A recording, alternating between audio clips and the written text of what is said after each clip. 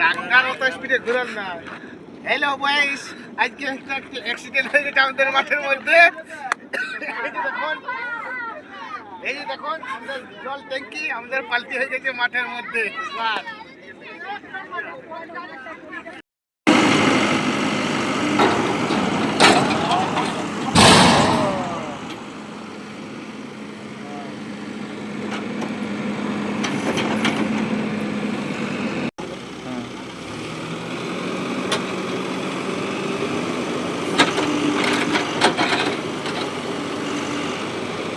ট্যাঙ্কিটা Chapo হবে। পালা পালা ওদিকে কে কে আছে?